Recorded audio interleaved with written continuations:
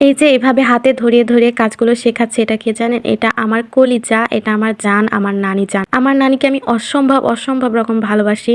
আমি just imagine করতে পারি না যে কোনোদিন এমন হবে যে আমার নানি আমার থেকে দূরে থাকবে। তবে এই তো বিয়ে হয়ে পর্যন্ত নানির থেকে অনেকদিন পর দেখা হচ্ছে, দূরে থাকছি। এই কষ্টটা আমি একদম নিতে পারছি না। আমার যখন আমার নানির কথা মনে হয় আমার বুকটা ফেটে যায় যে আমি যাকে সবথেকে বেশি ভালোবাসি তাকে ছাড়া আমি দূরে আছি। তো যাই হোক, ওইদিন আবার যাচ্ছিলাম আমার শান্তির স্থান, আমার নানির কাছে, আমার নানির বুকে, নানিকে জড়াই ধরবো। আমরা ট্রেনে যাব, ট্রেন হচ্ছে লেটে ছিল, তাই আস্তে আস্তে অনেক দেরি হয়ে যায়, যে পৌঁছাতেও রাত হয়ে যায়। এই ট্রেনটার পরে আমাদের ট্রেনটা আসবে। ততক্ষণ আমরা বসে কিছুক্ষণ হেঁটে ওয়েট করছিলাম ট্রেন আসার। আমার কাছে মনে হয় দুনিয়ার সব থেকে বিরক্তকর একটা ওয়েটিং হচ্ছে ট্রেনের জন্য ওয়েটিংটা। ট্রেনের জন্য অপেক্ষা করতে এত বিরক্ত লাগে।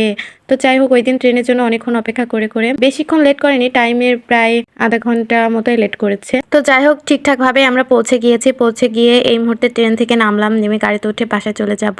এই যে রাতের ট্রেন জার্নিটা কিন্তু অনেক মজার, খুবই ভালো লাগে রাতের ট্রেন জার্নিটা, আমার কাছে খুব মজার জিনিস এটা। আর তাছাড়া আমি এমনি তো অন্যান্য কোনো গাড়িতেই উঠতে পারি না, আমার প্রচুর মাথা ঘুরে, বমি হয়, সব গাড়িতে আমার এই সমস্যা, ট্রেনে একমাত্র আমার এই সমস্যাগুলো হয় না। যাই হোক, তারপর আমি পরের দিন খুব সকাল সকাল ঘুম থেকে উঠলাম শুধুমাত্র আমি আমার ফুল গাছগুলো দেখার জন্য। দেখে আমার মনটা তো ভরে যায়, এত ফুল হয়েছে, অনেক সুন্দর লাগছিল। আমি ভেবেছিলাম এই ফুলগুলো দিয়ে সাজবো, মালা গেঁথে, কিন্তু আমি পরে আর সময়ই পাইনি, যার কারণে সেটাও সম্ভব হয়নি। এই সময় ফুলগুলো ফোটে, এত ভালো লাগে আমার। আর এইদিকে নানি সকাল সকাল শুরু করে দিয়েছে চাল বাছা, রাতে আমাদের জন্য পিঠা বানাবে। আমার নানি আমার জন্য পিঠা বানায়, আমি গেলেই আমি যা যা খেতে পছন্দ করি সবকিছু বানিয়ে দেয়। আর জানেন, আমি যেটা পছন্দ করি সেটা আমার নানি আমাকে রেখে কখনোই খায় না, একদম কখনো না। এখন যে দূরে থাকি সে তাও আমাকে রেখে সেগুলো খায় না, আমি যাই তারপরে বানাই। যেহেতু আমি সবকিছু বানাতে পারি না, তাই নিজে বানিয়েও খেতে পারি না। ওইদিকে আমার নানিও আমাকে রেখে কোনো কিছু খায় না। যাই হোক, তারপরে চাল টাল ছাড়ার পরে এই যে সন্ধ্যার পরে আমার নানি আমি বসেছি এই চালগুলো চালতে, একে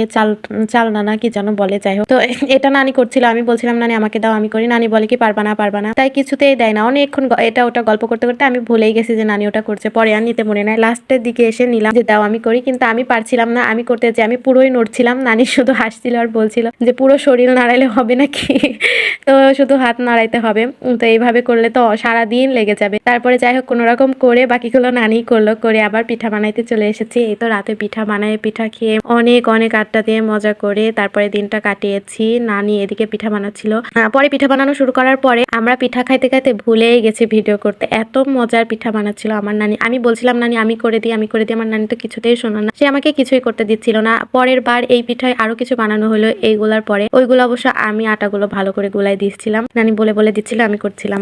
নানির বেশি কষ্ট হয়ে যাবে দেখে আমি করতে চাচ্ছিলাম, কিন্তু সে কিছুতেই আমাকে কোনো কাজে হাত দিতে দেয় না। যাই হোক, আজকে ভিডিওটা এ পর্যন্তই। ভিডিওটা ভালো লাগলে অবশ্যই